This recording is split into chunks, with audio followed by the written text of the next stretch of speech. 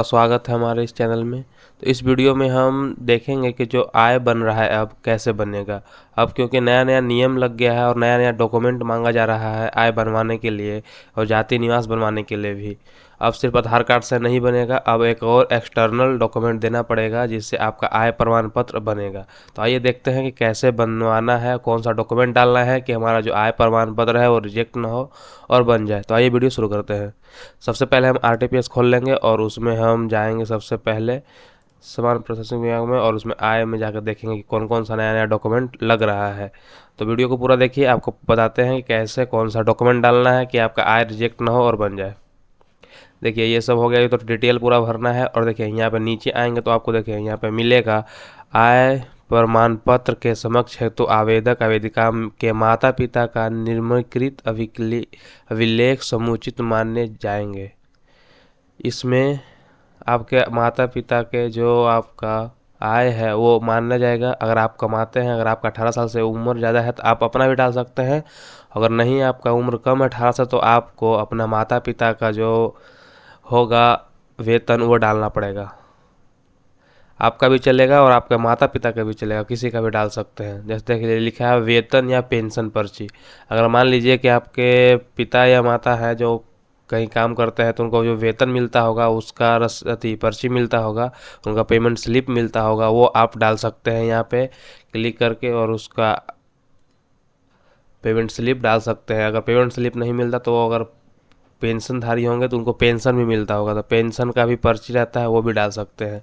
आप दोनों में से कोई सा भी चीज़ डाल सकते हैं अगर आपके माता पिता के पास जो होगा उनके पास।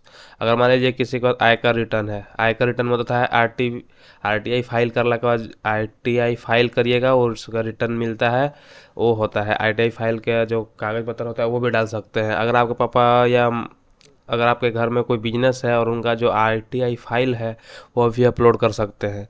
अगर वो नहीं है तो फिर अगला ऑप्शन देखिए, एक और है अन्य आय अभिलेख।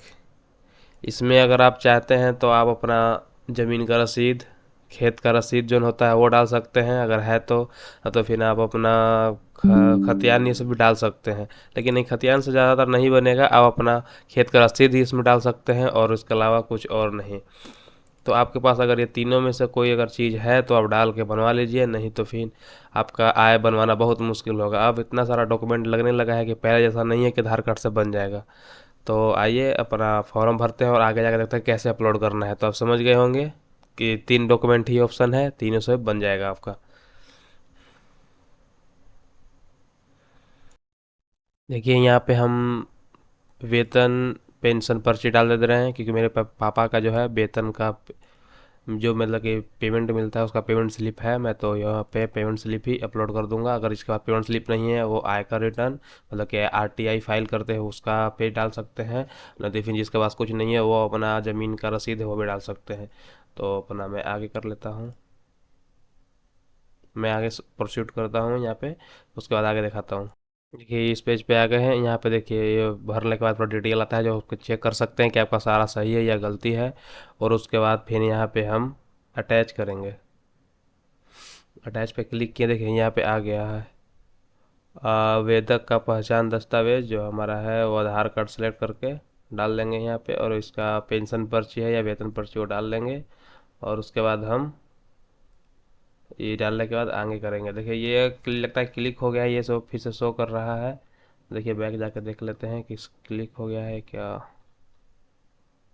यहाँ पे नहीं, एक ही क्लिक है, वो कभी कभार सर्वर एरर के कारण होता है। जो अगर आपके पास एक ही है तो आप एक ही डाल के सबमिट कर दीजिए, कोई गलती नहीं है।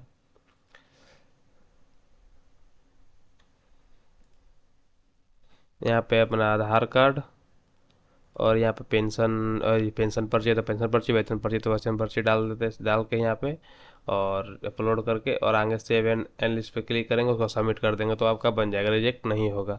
तो इस तरह से आप बनवा सकते हैं नया प्रोसेस के साथ। तो फिर मिलते हैं एक और नई वीडियो में। तो ऐसी ही वीडियो देखते रहिए और चैनल को फॉलो सब्सक्राइब कर लीजिए, तो ऐसे वीडियो मिलते रहेगा। तो आते हैं अगला वीडियो में।